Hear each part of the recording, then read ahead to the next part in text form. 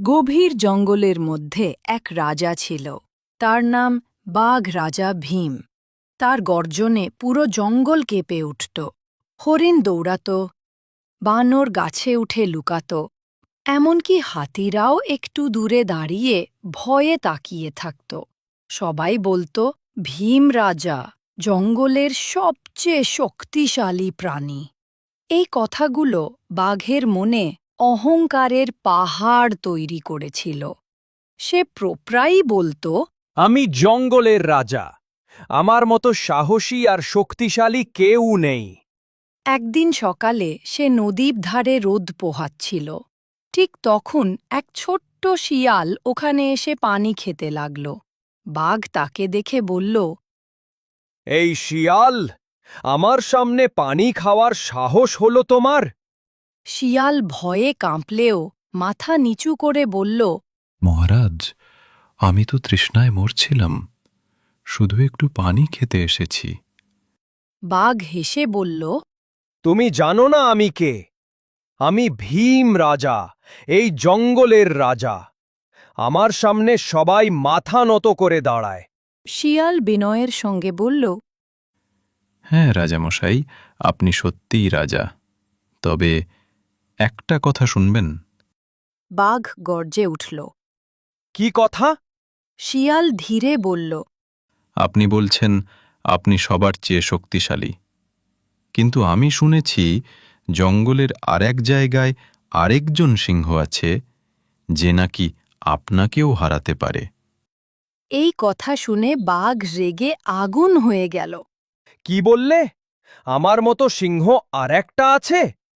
কোথায় সে? দেখাও আমাকে এখনই। শিয়াল বলল, চলুন রাজামশাই, আমি দেখাই কোথায় সে থাকে। তবে সাবধান, সে খুব ভয়ঙ্কর। বাঘ গর্বে গর্জে উঠল। ভয়ঙ্কর? আমার সামনে কেউ ভয়ঙ্কর নয়। শিয়াল চতুর হাসি হাসল।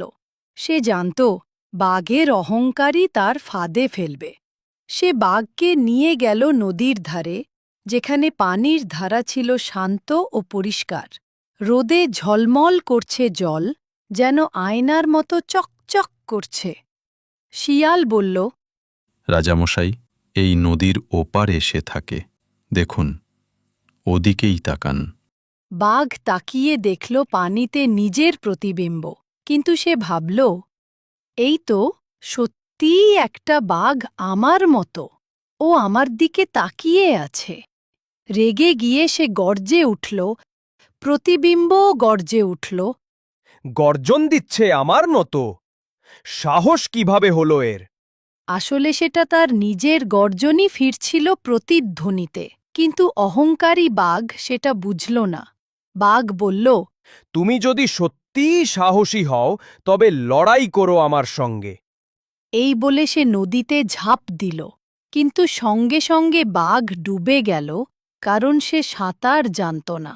শিয়াল চিৎকার করে বলল, রাজামশাই, ওটা তো আপনি নিজেই ছিলেন, আপনার প্রতিবিম্ব।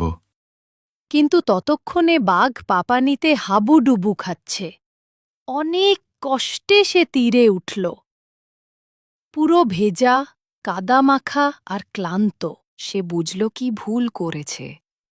সেই দিন বাঘ রাজা অনেকক্ষণ চুপ করে বসে রইল। জঙ্গলের প্রাণীরা দূর থেকে তাকিয়েছিল। কেউ হাসছিল না, কেউ তিরস্কার করছিল না। সবাই বুঝল রাজা কিছু শিখেছে। অবশেষে বাঘ বলল, আজ আমি বুঝলাম, অহংকার করলে নিজেরই ক্ষতি হয়। আমি ভেবেছিলাম আমি সবার উপরে, কিন্তু আসলে আমি নিজের ছায়ার সঙ্গেই যুদ্ধ করতে গিয়েছিলাম। শিয়াল কাছে এসে মাথা নিচু করে বলল, রাজামশাই, শক্তি তখনই মহৎ হয় যখন তার সঙ্গে জ্ঞান আর বিনয় থাকে। তুমি ঠিক বলেছ, ছোট্ট বন্ধু। আজ থেকে আমি অহংকার ছাড়ব। রাজা মানে ভয় নয়, রাজা মানে দায়িত্ব। এরপর থেকে ভীম রাজা বদলে গেল। সে আগের মতো গর্জে উঠত না, বরং বনবাসীদের সাহায্য করত। যে হরিণেরা ভয় পেত, তারা এখন এসে তার পাশে বসত। বানররা ডালে বসে গল্প করত আর শিয়াল রাজা ভীমের ঘনিষ্ঠ বন্ধু হয়ে গেল।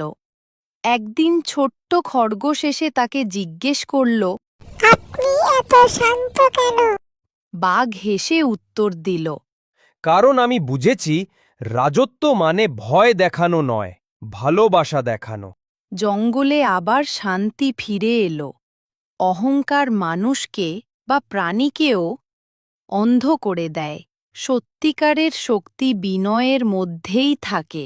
যে নিজের ভুল বুঝতে পারে, সেইই আসল রাজা।